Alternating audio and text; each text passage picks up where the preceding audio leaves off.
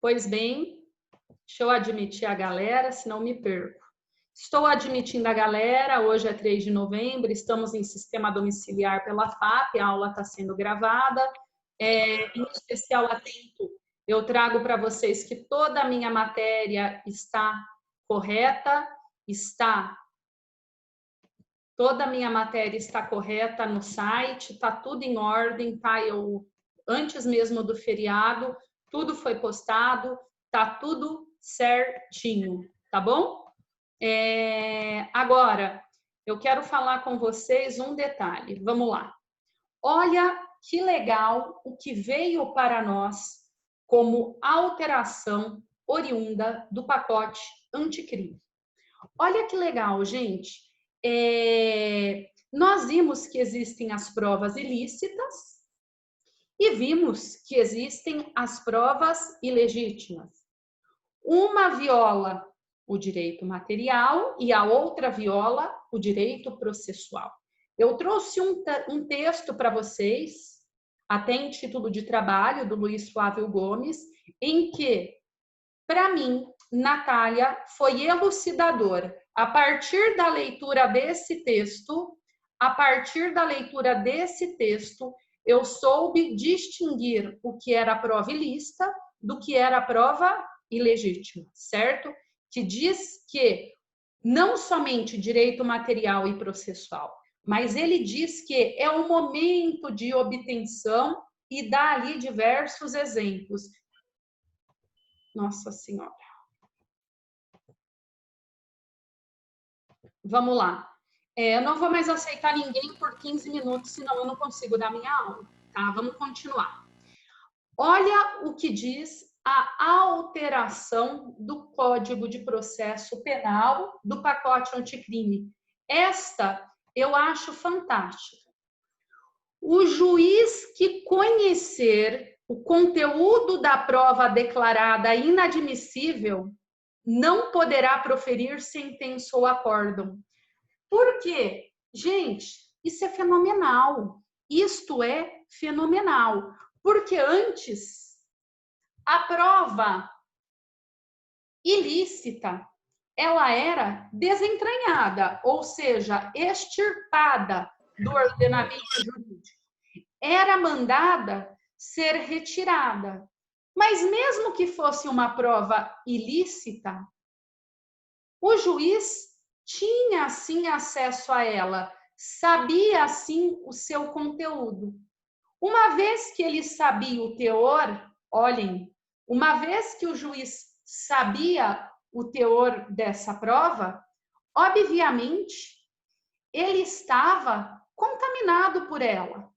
Por ser uma pessoa, por ser um aspecto subjetivo, mesmo que fosse de maneira indireta, de maneira implícita, de maneira involuntária, o juiz estava maculado pelo vício da ilicitude.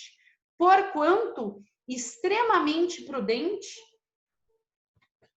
a alteração legal que diz que o juiz que conhecer da prova ilícita, né, inadmissível, não poderá proferir a sentença ou o acórdão. Tudo bem?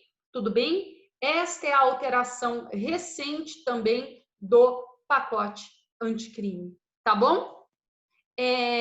Ocorre que agora vocês vão ter que estudar, não para essa prova da ordem, mas para outra, verificar quais os dispositivos do pacote anticrime estão suspensos pelo STF ou não, né? Porque começou a ser questionado que não há possibilidade de se aplicar tudo, porque a justiça não teria condição, de efetivar todas as alterações, precisando dar um tempo para os tribunais promoverem contratações e etc. Mas, enfim, isto é texto de lei. Tudo bem? Tudo bem? Pois bem. Então, terminamos aqui o que temos para falar sobre teoria geral das provas. verificamos o que é prova, verificamos o que é meio de prova, verificamos o que é o elemento de prova, verificamos o que é elemento de convicção. Olhem, e isto aqui eu quero frisar um pouquinho com vocês, gente, em que pese tenha sido matéria da formativa, eu vou corrigir desde já. Sabe por quê? Porque eu tô aqui no meu escritório e vira e mexe eu peço para a galera fazer alguma coisa e eles erram exatamente isto. É a falta de rigor técnico. Repito, é a falta de rigor técnico. A par disso, olhem, eu vou fazer alusão a Gustavo Badaró. Olhem as nomenclaturas distintas fazendo alusão à técnica processual. Vou repetir, técnica processual.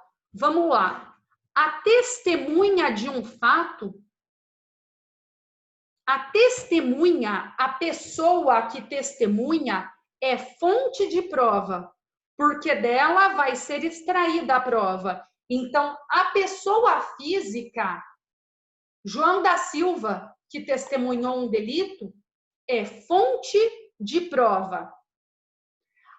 As declarações, o depoimento, é o meio de prova. Como assim? É o meio em que o que aquela pessoa viu é possível que adentre, atravesse do mundo real para o mundo processual. Como que é possível nós sairmos do mundo real para o mundo processual? Nós temos no mundo real a fonte, a testemunha.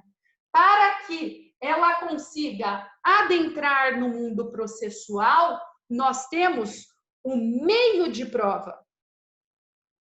Por sua vez, as declarações, as inquirições dela, as declarações, as inquirições, o teor do que ela diz, é o elemento de prova. E se o juiz usar o que ela disse para fundamentar uma sentença, tanto absolutória quanto condenatória, se for usado para sentença, é elemento de convicção.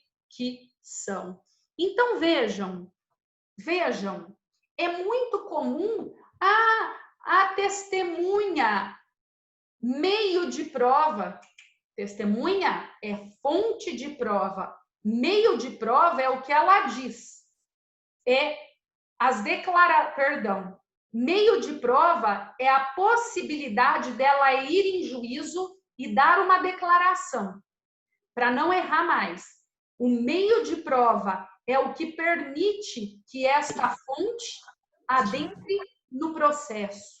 Meio de prova é a declaração, é a inquirição. O teor da declaração, o que ela diz, é elemento de prova. Gente, fala para o grupo parar de entrar, deu? O teor do que ela diz é elemento de prova. E se for utilizado pelo juiz, tanto faz para condenar ou absolver, é elemento de convicção. Vocês viram o rigor técnico? Eu exijo que vocês saibam a diferença. Então, vamos lá. João da Silva, fonte. A possibilidade dele ser inquirido, meio. Ele disse que elemento probatório. E se o juiz usar na decisão, elemento de convicção. Tudo isso a par de um único detalhe ali. Nós temos tantas nomenclaturas distintas que merecem rigor técnico, tá bom? Passei isso para vocês na formativa, corrigindo desde já. Outra coisa que eu quero fazer alusão. Professora, tá bom, nós temos aí os meios de prova, que eu gosto de falar bem no sentido lúdico mesmo. É como se atravessa do mundo real para o mundo processual. São dois mundos tão distintos em que, para que você atravesse entre um e outro, você precisa, para não esquecer mais, olha o meu macete, um meio. Entenderam? Para você atravessar entre um mundo e outro, o mundo dos fatos e o mundo processual, você precisa de um meio. É um meio de prova. Como que pode ser? Pode ser pelas declarações do ofendido, pela inquirição da testemunha, pela perícia, dentre outros meios de prova. Agora, e os meios de obtenção de prova? São, na verdade, você pode encontrar também essa nomenclatura. Meios de investigação da prova ou meio de obtenção da prova. Olha, aqui, gente, é um procedimento extraprocessual com o objetivo de conseguir prova. Olhem, é um procedimento, em regra, extraprocessual com o objetivo de conseguir prova. Como assim? Simples. Interceptação telefônica. Você não está falando de um meio por si só. Você está falando de um jeito de você conseguir a prova. Tudo bem? Então, nós temos os meios de prova, mas nós também temos os meios de obtenção da prova. Tudo bem? Normalmente feito em fase extraprocessual e que são realizados não somente por um juiz, mas pode ser por policial, por exemplo. Enfim, o que vai interessar para nós, é os meios de prova. O que interessa para nós é os meios de prova. São os meios de prova. E antes de adentrar, eu quero que vocês lembrem. Nós temos um rol dos meios de prova trazidos no Código de Processo Penal. Nós temos um rol. Por exemplo, nós temos a prova pericial, nós temos a prova testemunhal, nós temos a confissão, nós temos as declarações do ofendido, dentre outros. Todavia, especial atento. Eu repito, esses meios, eles são meramente exemplificativos. Nós, no Código de Processo Penal, somos regidos por um princípio, o princípio da liberdade das provas. Não há uma limitação. Este rol é exemplificativo. Nada impede que hajam outros meios de provas, além daqueles enumerados no Código de Processo Penal. Tudo bem? Tudo bem? Mas vamos lá. Agora, ai, professora, me dá um exemplo. Vou dar um exemplo para vocês. Um laudo de constatação, um exame de constatação. Por exemplo, já participei eu de um processo em que não existe esse meio de prova no CPP, mas ele existe no Código de Processo Civil, um laudo de constatação judiciária. Durante a audiência surgiu uma dúvida e o juiz foi lá ver. Durante a audiência existiu uma dúvida e o juiz foi lá ver. É um laudo de constatação judiciária, em que o juiz foi ver que, da posição da cozinha da lanchonete, não teria como verificar se o suposto assaltante chegou a pé ou chegou de bicicleta. Pois bem, mas não está no CPP. Mas vejam, está no CPC e mesmo que não tivesse, esta é uma prova que não atenta contra a moralidade, não atenta contra os bons costumes, não atenta contra a ordem pública, então não há nenhum problema. Tudo bem?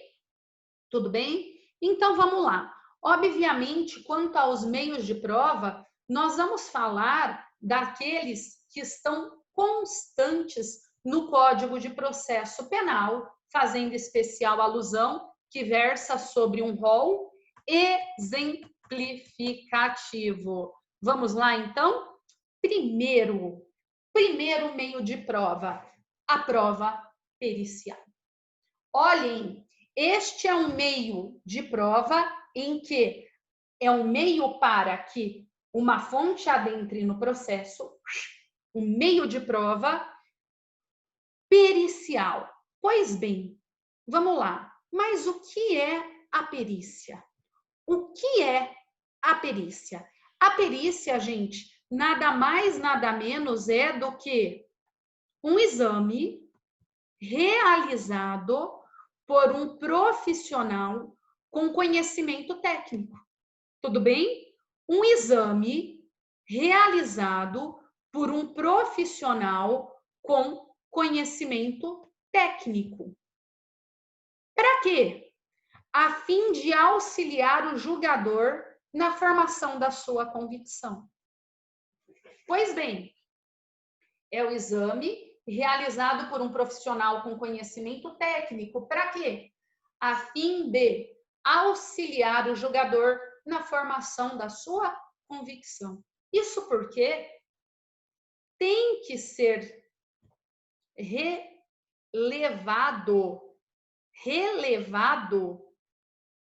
relevância, que o direito é uma ciência interdisciplinar. O direito, ele demanda outras áreas científicas. Por exemplo, quer saber se o fulano é louco ou não é? Brincadeiras à parte, né? A gente não pode chamar louco. Ele é imputável? É inimputável? É semi-imputável? Como que o juiz vai saber? O juiz não é médico, e mesmo que eu fosse, isso é psiquiatria forense. Tem que ter exame de profissional da psiquiatria, de um médico psiquiatra. Por quanto? Como nós vamos saber? Simples. Exame pericial.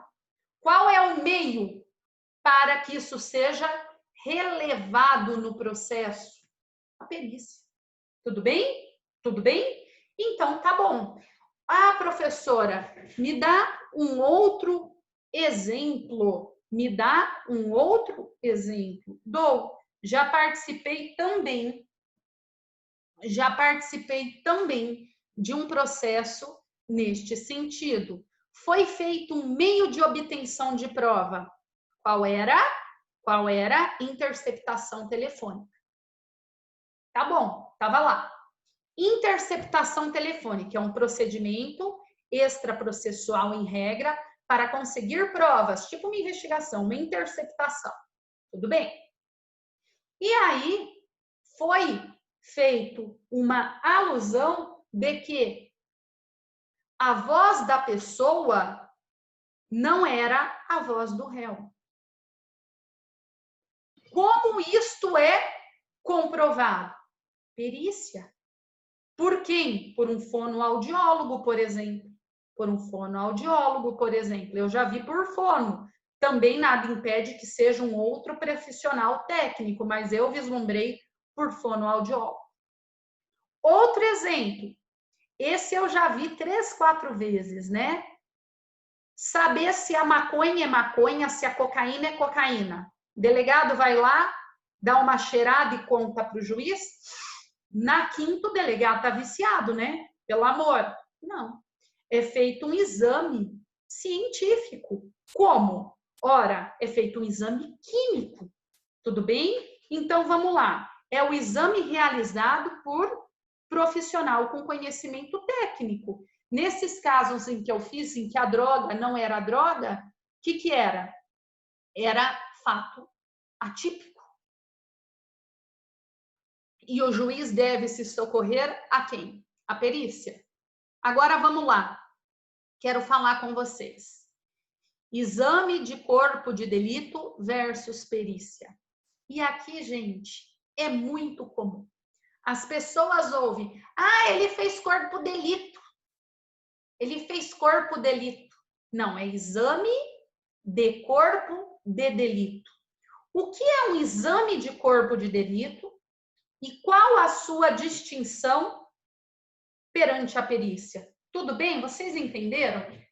Em aula de processo penal, infelizmente, ou como eu prefiro dizer, felizmente, nós temos que deixar, perdão, o conhecimento lato, aquela coisa leiga para lá.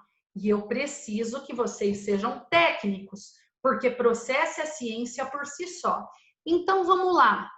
O que é o exame de corpo de delito? É quando você faz uma perícia sobre o próprio objeto do crime. É uma perícia sobre o próprio objeto do crime, certo? É o exame de corpo de delito sobre o próprio objeto do crime. Tudo bem?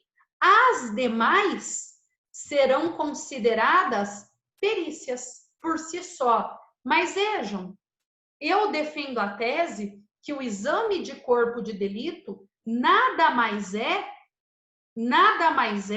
do que uma espécie de perícia, a qual recai sobre o próprio objeto do crime. Nada impede que tenham outras perícias que recaiam sobre outros objetos. Tudo bem? Tudo bem? Exemplo.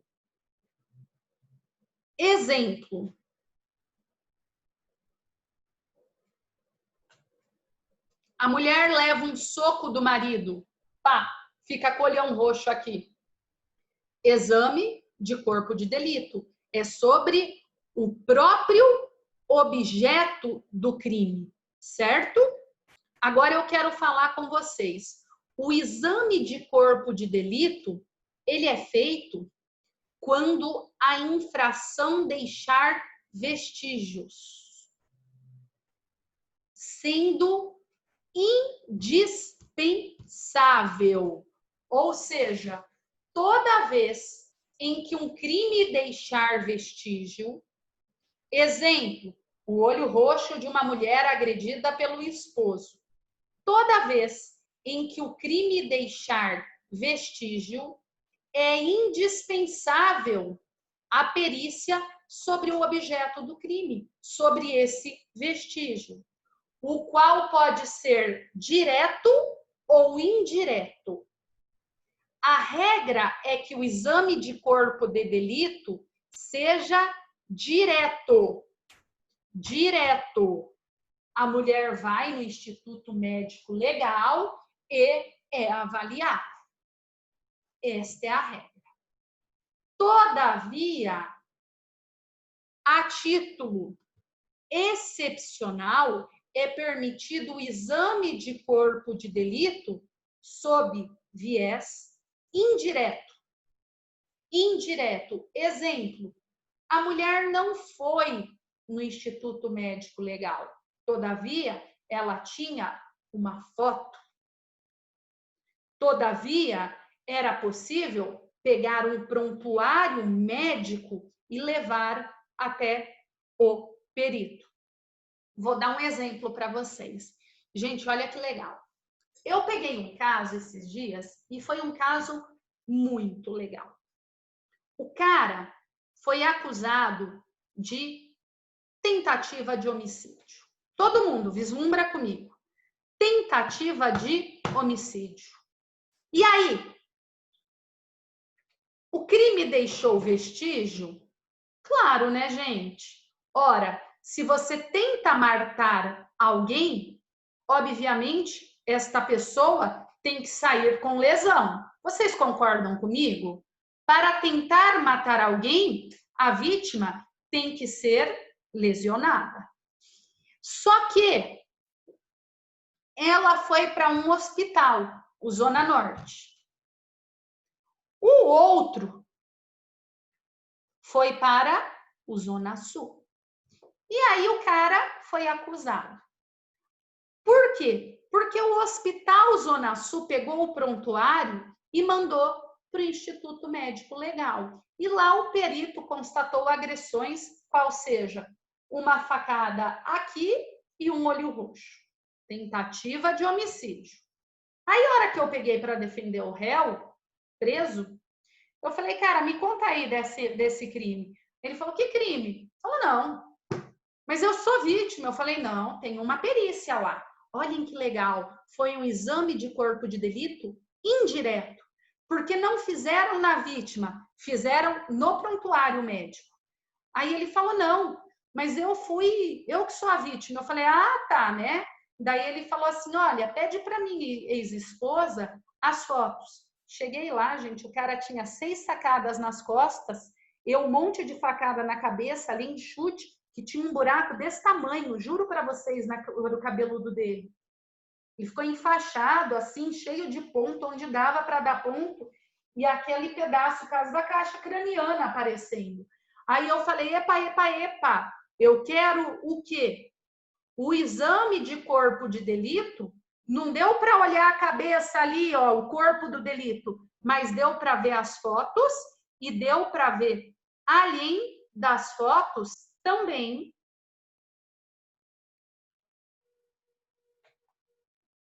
o prontuário médico. Então, saibam, eu quero que vocês tenham em mente que a regra é exame de corpo de delito direto.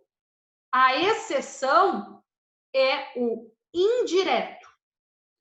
Toda vez que um crime deixar vestígio, nós precisamos do corpo de delito, que é o exame do objeto do crime. Toda vez que o crime deixar vestígio, exame de corpo de delito, que é o exame do objeto do crime, daquilo sobre o que recai o crime. Olhem, o que se confunde é que as pessoas confundem objeto no sentido de instrumento. Objeto no sentido jurídico é sobre aquilo que recai o crime. Tudo bem? Não confundir a palavra técnica com a palavra leiga. Objeto é sobre aquilo que recaiu o crime. Ótimo. Tá bom, professora, nós estamos entendendo. Então, a regra é direto. Exceção é indireto. Mas cuidado, existe também a exceção da exceção. Artigo 167 do Código de Processo Penal. 167 do Código de Processo Penal. O que diz 167? O 167 aduz que, se não for possível a realização do exame do corpo de delito, direto ou indireto, por haverem desaparecidos os vestígios, a prova testemunhal poderá suprir-lhe a falta. Tudo bem? Ou seja, é a exceção da exceção. Se por alguma razão justificável houver desaparecidos vestígios, somente nesta circunstância é que poderá a prova testemunhal suprir-lhe a falta. Mas saibam, isto é excepcional. Eu repito, isto é excepcionalíssimo e esta exceção tem que ser justificada no caso concreto. Justificada no caso concreto, porque a regra aduz que exame de corpo de delito direto, exceção indireto. E aí, via excepcionalíssima, justificada no caso concreto, na ausência do exame de corpo de delito, a perícia sobre o objeto do crime, aí sim a prova testemunhal.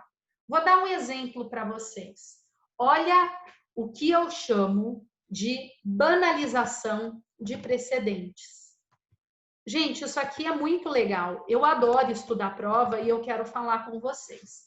Prestem atenção no que se diz, o que eu costumo dizer, a banalização dos precedentes. Pois bem, gente, droga, nós precisamos de uma perícia, o objeto do crime. Laudo de, como que chama, meninos que fazem estágio? Laudo toxicológico. Constatar que a substância apreendida efetivamente tem o composto químico que a coloca na portaria Anvisa. Tudo bem? Tudo bem? Ótimo. Aí, gente, teve um precedente no STJ que falou que, olha o que foi falado no precedente. No caso concreto, o réu foi surpreendido pelos policiais numa busca e apreensão dentro do banheiro, quando ele trancou a porta, jogando a droga dentro da privada, momento em que ele deu descarga e os policiais efetivaram a prisão. Isto, inclusive, está provado nos autos. E aí ele foi condenado por tráfico. Por quê? Porque as circunstâncias do caso concreto demonstraram que, excepcionalmente, o exame do corpo de delito, qual seja o laudo toxicológico, não seria possível. Concordo? A casuística concreta trouxe a exceção. E aí? E aí, tem promotor que só pega a parte da ementa e começou a me pedir condenação por vários tráficos sem perícia. Opa! Sem exame. Aí não. Por quê? Tem que ser comprovado no caso concreto que não se fez possível o corpo de delito direto ou indireto. Olhem a casuística concreta da exceção e olha a banalização. Não é todo e qualquer caso que indique esta exceção. Tudo bem? Tudo bem? Gente, eu vou sair e a gente já volta, tá? 5 minutinhos. Nem isso, 3.